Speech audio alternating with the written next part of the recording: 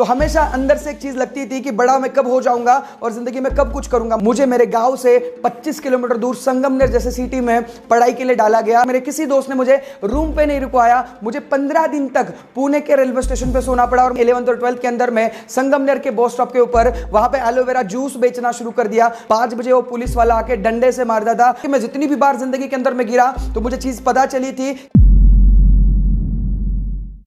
लोग हमसे हमेशा कहते हैं कि इंसान को उसकी गरीबी उसके सपनों को पूरा करने नहीं देती और अक्सर हम इस बात को सच मान लेते हैं। लेकिन ये गरीबी, ये सिचुएशन, ये परिस्थितियां इंसान के जिंदगी के वो पहलू है जो इंसान को मजबूर कर देते हैं उसको सपनों को देखने के लिए। इसीलिए हमें इनसे कभी नहीं डरना। हाय दोस्तों, मेरा नाम किरण गड़ाक और मैं आपके साथ में आज मेरी गरीबी से, आज मेरी परिस्थिति ने मुझे मेरी जिंदगी के अंदर में सपने देखना सिखाया। लेकिन मैंने उन सपनों को किस तरीके से कंप्लीट किया, उन सपनों को किस तरीके से पूरा किया, इसकी एक कहानी मैं आपके साथ में इस जोश टॉक जैसे माध्यम से आपके साथ में शेयर करने आया हूं। मैं प्रोफेशन में एक एंटरप्रेन्योर हूं, एक मार्केटिंग एक्सपर्ट हूं और आज मैं मेरी कहानी आप सब लोगों के साथ में शेयर करने इस जोश टॉक के प्लेटफॉर्म से आया हूं। मेरा जन्म संगमनेर के एक छोटे से गांव पारेगांव के अंदर में हुआ और आपको भी पता है कि अगर आपका जन्म एक मिडिल क्लास या लोअर मिडिल क्लास फैमिली में पैदा होते हो तो आपको जिंदगी में बड़े सपने देखना या कुछ लाइफ में बड़ा करना, इसके होप्स बहुत कम होते हैं।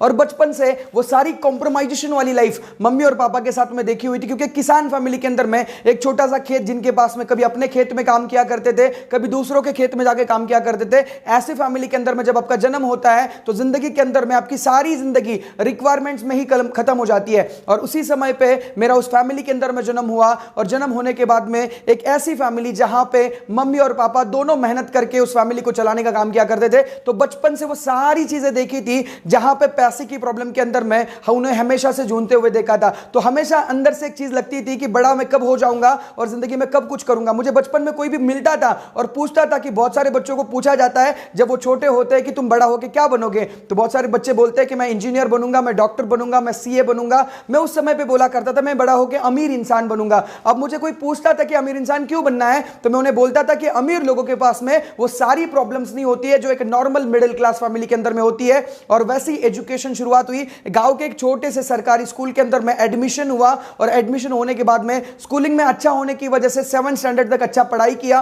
पढ़ाई करने के बाद में समझने लग गया कि मेरी फैमिली की जो सिचुएशन है वो मुझे पढ़ाई के लिए सपोर्ट नहीं कर सकती, तो मुझे अपने आप से कुछ करना पड़ेगा। और उसी समय पे मेरे घर के अंदर में जो उपज हुआ करती थी, जो खेत में चीजें बनती थी, उन्हीं चीजों को एक साइकिल के ऊपर टांग के अपने गांव में बेच के आना, ये काम किया करता था। 7th स्टैंडर्ड से लेके 10th स्टैंडर्ड तक अपने ही गांव में उन चीजों को बेचना शुरू कर दिया। उस समय से वो बेचने का डर, लोगों के साथ में बात करने का डर खत्म हो चुका था, क्योंकि आपको पता है कि जब आपकी परिस्थितियां अच्छी नहीं होती है तो आप उन परिस्थितियों को चेंज करने के लिए डिसीजंस लेते हो और डिसीजन लेने के बाद में उसको बदलने की कोशिश करते हो। वही कोशिश मैंने 7th स्टैंडर्ड से लेकर 10th स्टैंडर्ड तक करी और अपने आप का स्कूल का जो भी छोटा मोटा खर्चा हुआ करता था वो अपने मम्मी पापा के ऊपर ना डालते हुए अपने से करना शुरू कर दिया। जब मैं 10th स्टैंडर्ड में पहुंचा, आपको भी पता है कि इंडियन मेंटालिटी के अंदर में जब 10th की एग्जाम आ जाती है तो सारे रिलेटिव, सारे फ्रेंड्स और अपने घर वाले बोलना शुरू कर देते कि बेटा ये इकलौता ऐसा साल है जिस साल में तूने अच्छे से पढ़ाई कर ली तो तेरी लाइफ सेट हो जाएगी। और ये जो लाइफ सेट वाला जो स्टेटमेंट था ना, वो कहीं ना कहीं पे मेरे माइंड पे सेट हो गया था, क्योंकि मुझे बचपन से एक अमीर इंसान बनना था।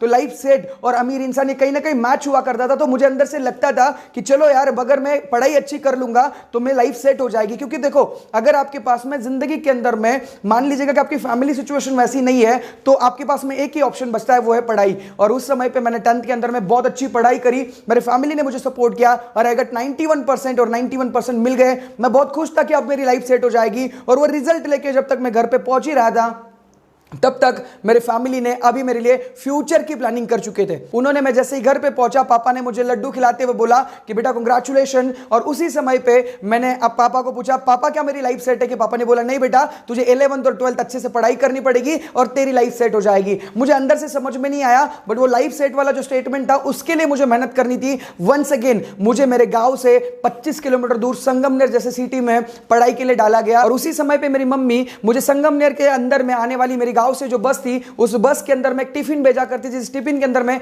दोनों समय का खाना मुझे भेजा जाया करता था और उसको मुझे सुबह भी और शाम को भी एक ही टिफिन को खाना पड़ता था। और उसी समय पे बाकी मौसम में तो सही था, बट जब ये मौसम गर्मियों का होने लग जाता था तो उस समय पे शाम पे वो जो सब्जी थी वो खराब हो जाती थी और मुझे अंदर से लगता था कि किरण, क्या हमारे फैमिली के पास में इतना भी पैसा नहीं है कि हम शाम की मेज भी लगा पाए। और उस समय पे मुझे एक चीज समझ में आई थी कि जिंदगी के अंदर में कुछ परिवर्तन लाना है तो आपको खुद को स्टैंड लेना पड़ेगा। और उस समय पे मैंने 11th और 12th के अंदर में संगमनेर के बस स्टॉप के ऊपर वहां पे एलोवेरा जूस बेचना शुरू कर दिया। मुझे आज भी याद है वो समय, क्योंकि मुझे वो जो चीज थी, जो बेचने की जो कला थी, वो मेरे अंदर में उसी समय से आई थी जब मैं 7th 8th स्टैंडर्ड के अंदर में अपने खेती में उपज हुई वो सारी चीजें बेचा करता था। वो बेचने की कला, वो मार्केटिंग करने की कला वहां से ही मेरे अंदर में आई थी। और 12th के अंदर मैंने भी बहुत अच्छी पढ़ाई करी और पढ़ाई करने के बाद में मुझे अच्छे मार्क्स आने के बाद में आपको भी पता है कि अगर हमारे पास में बाकी कोई बैकग्राउंड ना हो, तो मैंने आपको पहले भी बोला कि पढ़ाई एकलौता साधन होता है और मैंने पढ़ाई बहुत अच्छे से करी।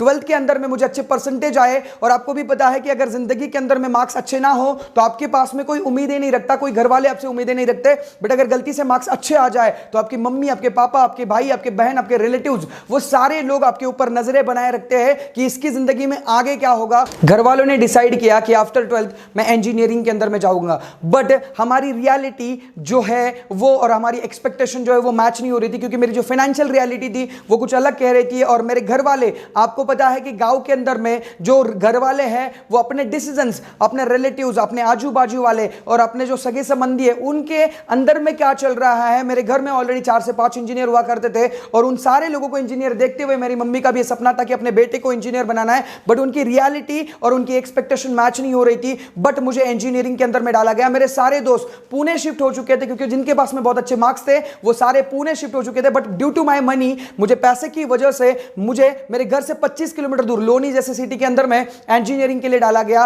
और जब मैं फर्स्ट ईयर में जा रहा था तो घर वाले बहुत ज्यादा एक्साइटेड थे कि हमारा बच्चा इंजीनियर बनेगा। उन्होंने जहां तहां से पैसे जमा करके फर्स्ट ईयर की फीस भरी और फर्स्ट ईयर की फीस भरने के बाद में मुझे मार्क्स भी बहुत अच्छे आए। बट जब मैं सेकंड ईयर में पहुंचा तो घर की सिचुएशन थोड़ी सी ऊपर नीचे होने लग गई थी, क्योंकि पहली बार में घर वालों ने मोटिवेशन के अंदर में, उस एनर्जी के अंदर में वो पैसे को भरा था। बट सेकंड ईयर के अंदर में उनके पास में कोई ऐसा फाइनेंशियल बैकअप नहीं था कि जिसकी वजह से वो मेरा सेकंड ईयर का फीस भर पाए। और उस समय पे मेरी मम्मी का गहना गिरवी रख के मेरे पापा जी ने उस समय पे सेकंड ईयर की फीस भरी। मैं हर बार में 2 या 3 महीने बाद में घर पे जाया करता था और घर पे जाने के बाद में मुझे ऐसा लगता था कि मेरी मम्मी और पापा एक्साइटेड होने चाहिए कि उनका बेटा 2 या 3 महीने बाद में घर पे आया है। बट उनके चेहरे पे वो कहीं ना कहीं पे परेशानी में देखता था। मुझे उसका रीजन जानना था कि वो परेशान क्यों है। और उस समय पे मैंने देखा मेरी मम्मी और मेरे पापा एक दूसरे से बात कर रहे कि अपना जो बेटा घर पे आया है वो मेस का पैसा और रूम का रेंट लेने के लिए आया है। और उस समय पे अंदर से बुरा लगता था कि किरण, तेरे पास में पढ़ाई के अंदर में तो तू बहुत अच्छा है, तेरे पास में मार्क्स भी बहुत अच्छे हैं, बट तेरे पास में ऐसा कोई इनकम सोर्स नहीं है जो तू पढ़ाई करते करते कर सकता है और जहां से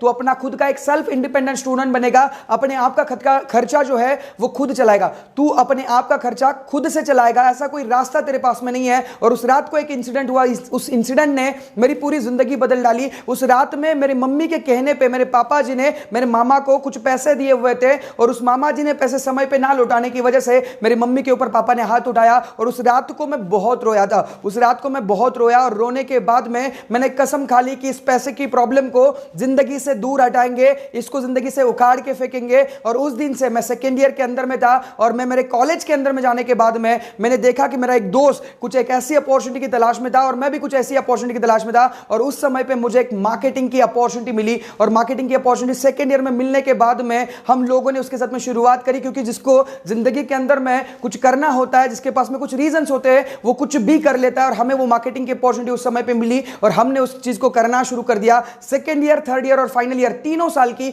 जो भी कॉलेज का खर्चा था, जो कॉलेज की फीस थी, वो मैंने मेरे बलबूते पे भरी। और जब तक हम फाइनल ईयर पहुंच रहे थे तो ठीक ठाक से अर्निंग वहां से जनरेट करने लग गए थे। हमारी एंटरप्रेन्योरशिप का जो करियर है वो पीक पे जाने लग गया था। बट जब हमारा फाइनल ईयर खत्म हुआ तो मेरे दोस्त जिनके साथ में मैंने इस बिजनेस की शुरुआत करी थी, उनके पास में और मेरे पास में एक ऑप्शन था, एक चॉइसेस थी कि आइदर हम एंटरप्रेन्योरशिप के करियर को चॉइस करें या फिर आइदर हम अपने जॉब की तरफ चले जाए। और उस समय पे मेरी जो टीम बनी हुई थी, उस समय पे जिन लोगों के साथ में वो बिजनेस करा करता था, उन सारे लोगों ने चॉइस किया कि हम लोग जॉब करेंगे। बट उस समय पे मेरा मन मान नहीं रहा था, क्योंकि मैंने पिछले 2 साल और 3 सालों के अंदर में एक चीज तो जरूर देखी थी कि जिंदगी के अंदर में अगर आपको कुछ बड़ा बनना है, अगर आपको बहुत सारे सपने कंप्लीट करने, तो आपको बिजनेस करना होगा। और वो बिजनेस करने की, वो एंटरप्रेन्योरशिप की, वो मार्केटिंग की जो नॉलेज थी, उसको मैं जाए नहीं जाने देना चाहता था। और उस समय पे मैंने अपने आप आपसे डिसाइड किया कि मेरे दोस्त कुछ भी डिसीजन ले, मुझे आज के बाद में वापस से एंटरप्रेन्योरशिप का करियर शुरुआत करनी है। और उस समय पे सारे दोस्तों ने एक अलग डिसीजन लिया, मैंने एक अलग डिसीजन लिया। डर अंदर से था, बट उस समय पे मैं पुणे के अंदर में शिफ्ट हुआ,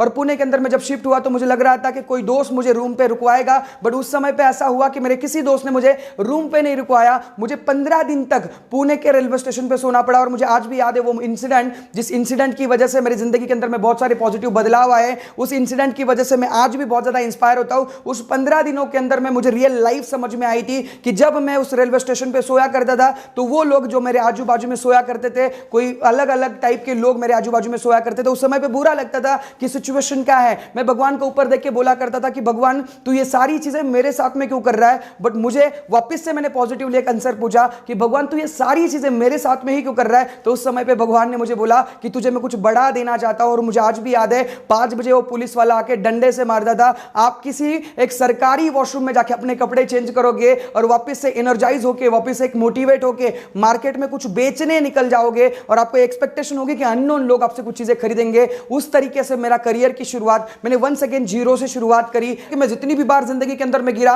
तो मुझे चीज पता चली थी कि इस दुनिया के अंदर में 2 तरीके से मैं चीजें सीख सकता हूं, या तो खुद गलतियां करके जहां पे मुझे बहुत ज्यादा समय लगने वाला है, या तो फिर मैं किसी दूसरों की गलतियों से, किसी मेंटोर से मैं सीखूं। और वहां पे मैंने चीज करी, मैंने मेंटोरशिप लेना शुरू कर दिया, कुछ लोगों से मैं मेंटोरिंग लेना शुरू कर दिया, सीखना शुरू कर दिया। और सीखने की वजह से मुझे एक साइंस समझ में आ गया कि सपना देखना ही है तो बड़ा से बड़ा सपना देखो। वो बच्चा जो अपने किसान फैमिली के अंदर में अपनी सब्जियां बेच के अपना कॉलेज का, अपना स्कूल का फीस भरा करता था, आज वो लड़का पुणे के सिटी के अंदर में अपनी ऑडी चलाता है। जो लड़का किसान फैमिली में पैदा हुआ था, जो अपना एक मिट्टी के घर में रहा करता था, आज वो लड़का पुणे के एक प्रीशियस सोसाइटी के अंदर में रहता है। मैं बताना क्या चाहता हूं कि आपकी डिसीजंस आपको बनाती है, और आपके पास में अगर सपना देखने की कैपेबिलिटी भगवान ने दी है तो आप देखना है तो बड़ा से बड़ा सपना देखो। क्योंकि जितने भी मैं मिडिल क्लास लोगों को जानता हूं, वो हमेशा से सपना जब देखते हैं तो वो उनकी करंट रियलिटी के ऊपर सपना देखते हैं, करंट सिचुएशन के ऊपर सपना देखते हैं, current knowledge, current skill set, current mindset के ऊपर सपना देखते हैं।